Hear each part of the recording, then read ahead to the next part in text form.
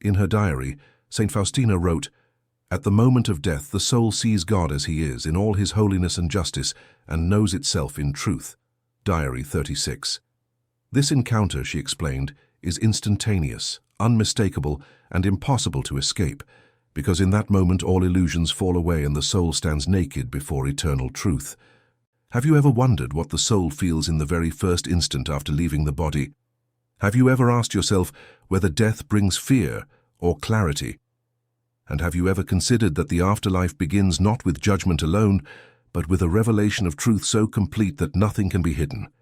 In the stillness of her convent cell, with the night pressing gently against the small window, St. Faustina was allowed to understand what happens when time ends and eternity begins.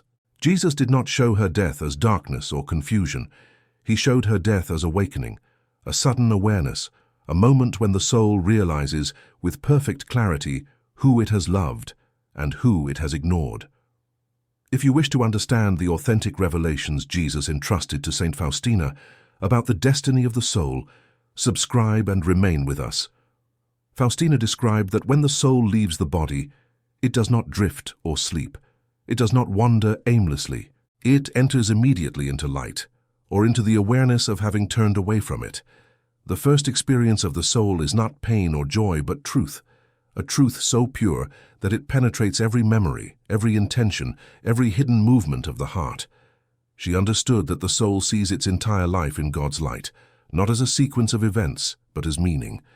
Every act of love shines, every act of indifference weighs heavily, every grace accepted becomes a source of peace.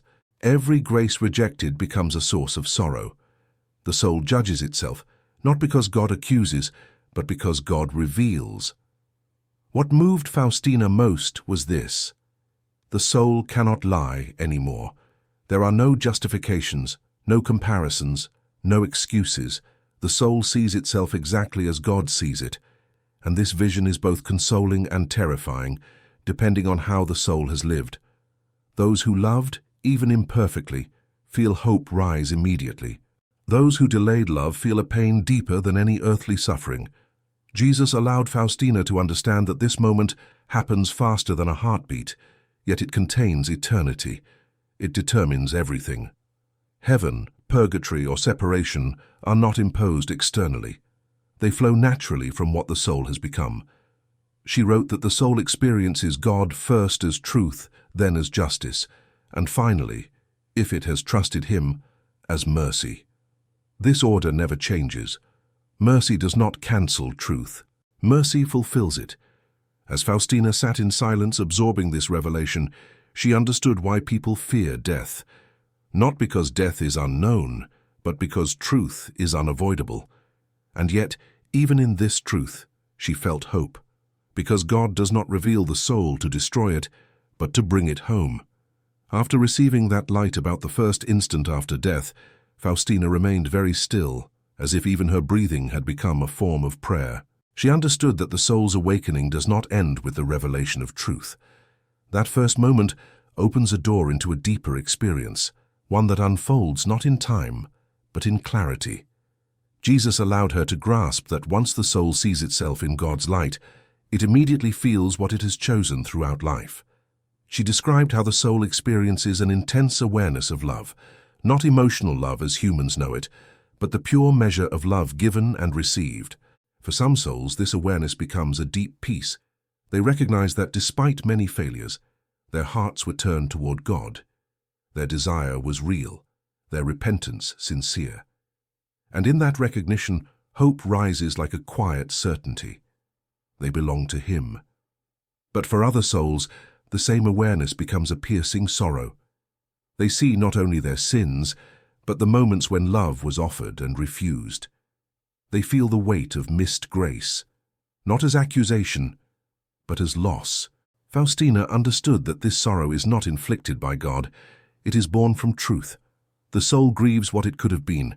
It mourns the love it postponed. And this mourning is deeper than any earthly regret, because now the soul sees clearly what it has lost. Jesus made her understand that this experience is deeply personal. No two souls experience it in exactly the same way. Each soul encounters eternity, carrying the shape of its own choices. The afterlife does not flatten the human story. It reveals it. Everything that was hidden becomes visible. Everything that was confused becomes clear. Everything that was divided becomes whole or painfully exposed. Faustina felt that the soul also experiences a profound separation from the body, not as fear but as release. The senses fall silent, the weight of flesh disappears, and in that freedom, the soul realizes how much it allowed the body's desires, fears, and comforts to guide its decisions. For souls that lived attached to earthly things, this separation feels like loss. For souls that lived with detachment, it feels like liberation. She wrote that the soul understands immediately that eternity is not simply long life. It is a different state of being. There is no clock, no delay, no waiting as humans understand it. The soul stands in God's presence with full awareness, and that awareness itself becomes the soul's first experience of the afterlife. What struck Faustina most was this: God does not overwhelm the soul with terror. He overwhelms it with truth, and truth has weight. Truth has clarity. Truth has consequences. The soul realizes with perfect understanding that its eternal destiny is not arbitrary. It is the fruit of love chosen or love refused. Yet even here, Jesus let Faustina feel something gentle and astonishing. For souls open to mercy, God's gaze is not crushing. It is steady, faithful, full of invitation. The soul senses that even now God is not against it. He is for it. And Faustina understood that the afterlife begins not with fear, but with an encounter so honest that it leaves no room for illusion and no room for indifference. As Faustina remained immersed in prayer, Jesus allowed her to understand what follows that first moment of truth after death. The soul, having seen itself clearly, begins to experience an intense longing. This longing is unlike anything known on earth. It is not a desire mixed with confusion or fear. It is a pure movement of the soul toward God, awakened fully for the first time. The soul realizes that it was created for Him alone, and that every other attachment was only a shadow of this ultimate call. Faustina felt that some souls, in this moment, are drawn immediately toward God with peace. They sense a gentle attraction, a pull that feels natural and right. These souls are not perfect, but they trusted God. They repented. They desired Him more than they desired themselves. And now, that desire becomes their path forward. There is no resistance in them. Their hearts move freely toward the light they now see without veil. But other souls feel this longing as pain, not because God rejects them, but because they recognize that their hearts are still divided. They want God, yet they feel unready. They feel the weight of unresolved attachments, habits of self-love, wounds that were never surrendered. Faustina understood that this pain is not despair. It is awareness. The soul knows where it belongs, but also knows it must be purified before entering fully into that love. Jesus allowed her to grasp that the soul experiences this longing immediately and completely. There is no gradual awakening. Eternity opens all at once. The soul understands that nothing impure can stand in God's presence, not because God is cruel, but because His holiness is absolute. And the soul, now seeing clearly, desires holiness more than relief from suffering. Faustina was deeply moved by this truth. On earth, people fear purification. They avoid it, they delay it. But in the afterlife, the soul desires purification intensely. It wants to be free. It wants to love without obstacle. It wants to belong completely. This desire itself becomes part of the soul's experience, either as joy or as longing that burns. She understood then why Jesus urged her so often to embrace purification while still on earth. Every act of humility accepted, every sacrifice offered, every attachment surrendered in love prepares the soul for this moment.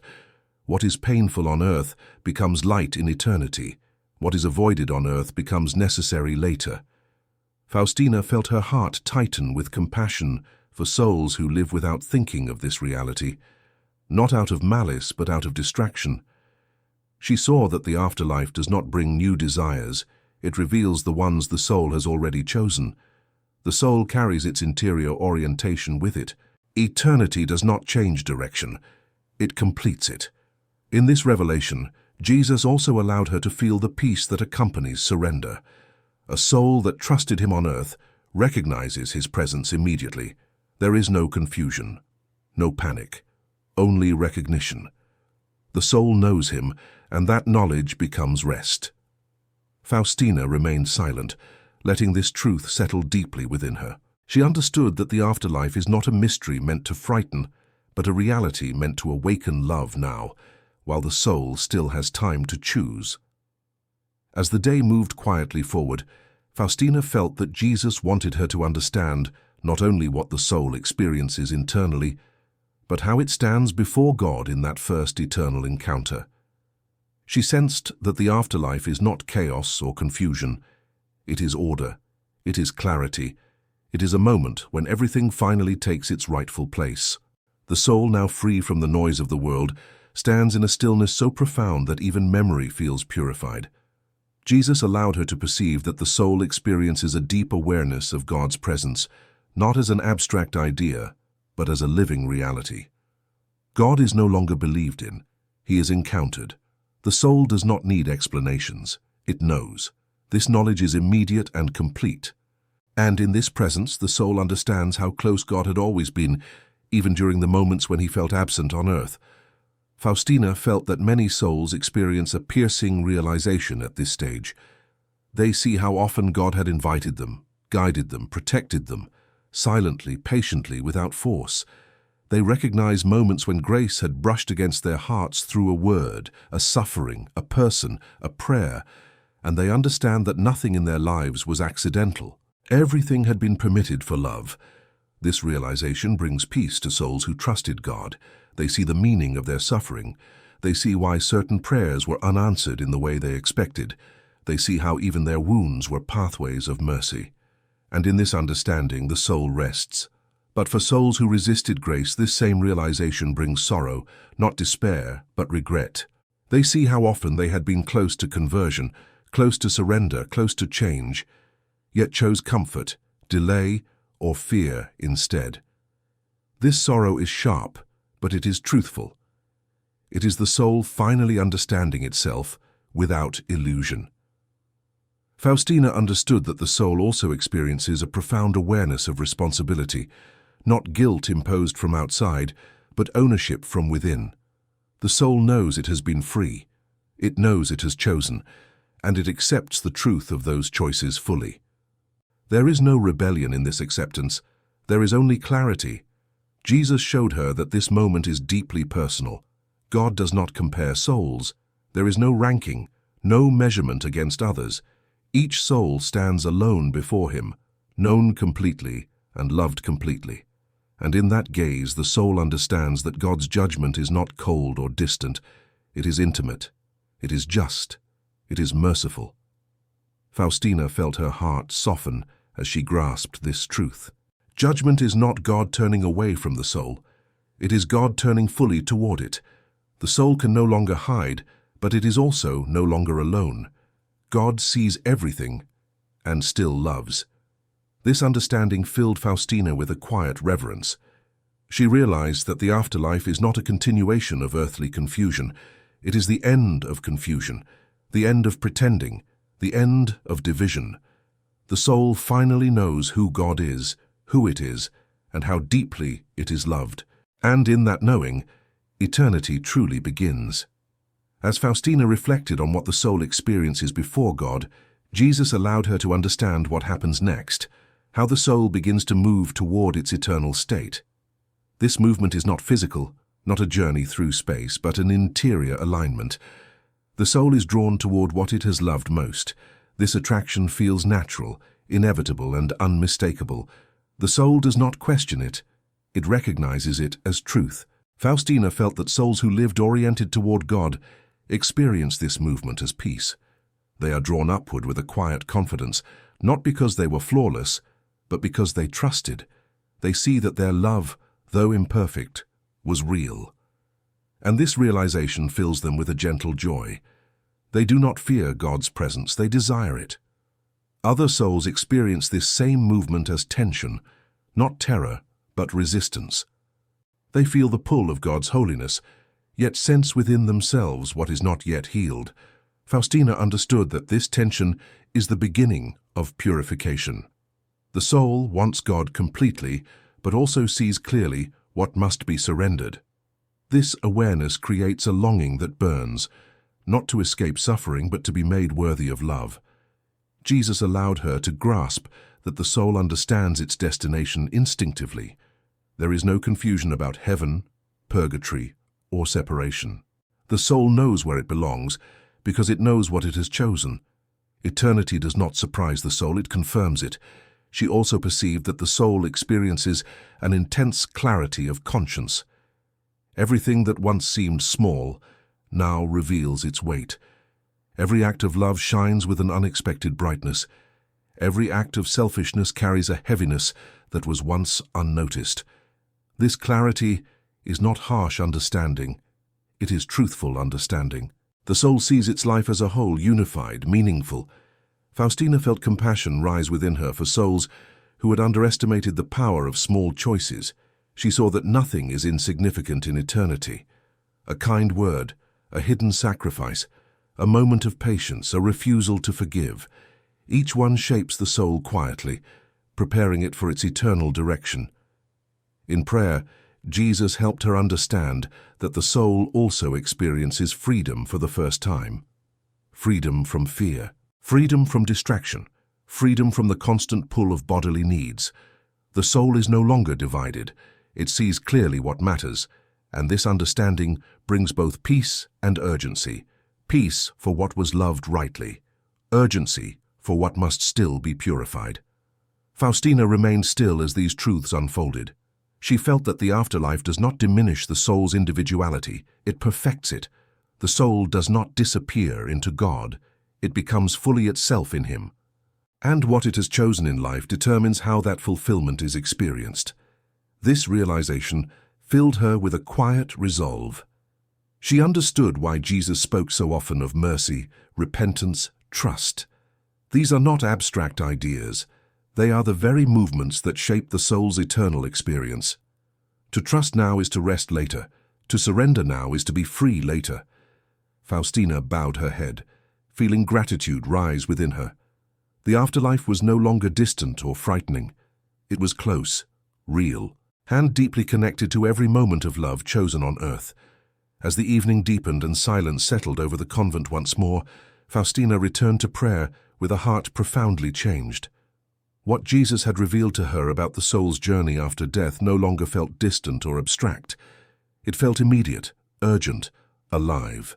She knelt in the chapel, the sanctuary lamp glowing steadily, and understood that these revelations were not meant to satisfy curiosity, but to awaken responsibility and hope while life still remained. Jesus allowed her to grasp the final truth about the afterlife. The soul experiences God exactly as it has learned to receive Him on earth. God does not change. His love does not diminish or intensify. What changes is the soul's capacity to receive that love. Eternity reveals with perfect honesty how open or closed the heart has become. Faustina felt this truth settle gently within her. Souls who trusted God, even amid weakness, experience His presence as peace. His light consoles them. His truth reassures them. They feel at home. Souls who resisted grace experience that same presence as exposure. Not because God is harsh, but because love reveals everything. The same sun that warms can also expose what was hidden. And yet even this exposure is mercy, because it is truthful. She understood that the afterlife is not a reward system or a punishment system. It is a relationship revealed in fullness. The soul does not negotiate. It does not argue. It simply receives what it has chosen. And in this reception, the soul finally understands the weight of every moment of trust, every act of surrender, every refusal of love. Faustina remained silent for a long time, absorbing the tenderness and seriousness of this reality. She realized that death does not change the direction of the soul, it confirms it. Life is the place of choosing. Eternity is the place of receiving. And this truth filled her with both reverence and peace. She felt Jesus invite her to one final understanding. No soul is surprised by God's mercy. Those who hoped for it recognize it immediately. Those who feared it realized too late that they misunderstood it. Mercy was always offered, grace was always present, love was always waiting. This realization did not frighten her, it strengthened her. She understood why Jesus had entrusted her with these revelations, to remind souls that the afterlife is shaped quietly, patiently, invisibly, by daily choices. To awaken hearts before it is too late to choose differently. Faustina whispered softly, "Jesus, teach souls to trust you while there is still time." And in that prayer she felt a deep peace settle over her spirit, the peace of truth, the peace of clarity, the peace of knowing that nothing done in love is ever lost. As she rose from prayer, the chapel remained still, but her heart burned with a gentle urgency. The afterlife was no longer a distant horizon. It was the natural continuation of a life lived in trust. And she knew with unwavering certainty that divine mercy accompanies the soul every step of the way, from its first breath to its final awakening in eternity.